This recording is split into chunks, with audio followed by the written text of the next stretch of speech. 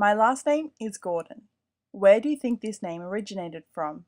It may or may not give you a clue about my family's history. This historical inquiry has helped me to understand how people, events, and forces from the past have shaped my family history. This family story confirms the idea that history contains many stories and that there is never only one uncontested version. With the source of information, my grandfather, no longer able to tell his own stories, although I have been told he very rarely spoke of his life before he came to Australia, this aspect of my family history is told from varying perspectives, which create an interesting analysis. This story explores his position throughout World War II and as a new migrant to Australia as a significant feature of my family's history. I was born in Penrith, New South Wales, Australia in 1991. But how did my family get to Penrith when my grandfather, my dad's dad, was born in Bobrica in the Ukraine in 1926? Bobrica is a small town in the Ukraine, right near the border of Poland. None of my sources could tell me much about Bobrica, which has 7 different pronunciations. However, they each had varying accounts of his movements right before he came to Australia. At 15 or 16, in the middle of World War II, he was separated from his family when Germans captured him and a group of people from his town. He never saw his family again. At this time, Germany was invading the Ukraine and young men were being sent to Austria for slave labor. Once captured, he was sent to a farm in Austria and worked for a farmer. One of my sources tells the following story. The owner of the farm had 3 sons in the SS Army, and he threatened them that for every son that died in the war, he would shoot one of them. So Michael lived in fear of his life. I have not been able to work out how long my grandfather lived on the farm.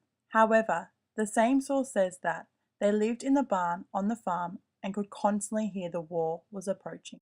The farm owner said to them that he had poured petrol around the barn, and the minute he saw a tank come, he would light up the barn with them in it. As the war approached, their fear was heightened.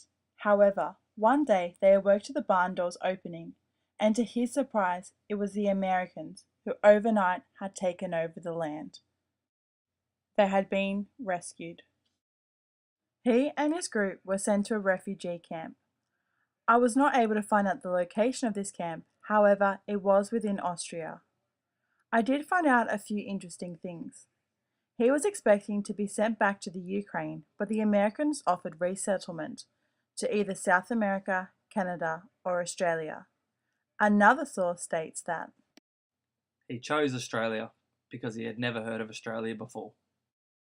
between 1939 and 1942, he left Austria and made the long journey to Sydney, Australia by boat. Upon arriving to Australia, he went to a camp in Marayong.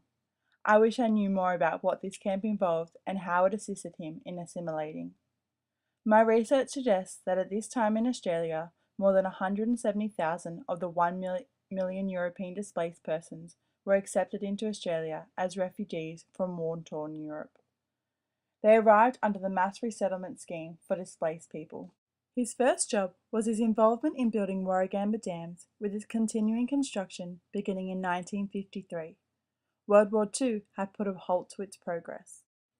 Here he met his future wife, and this is where my family story in Australia begins.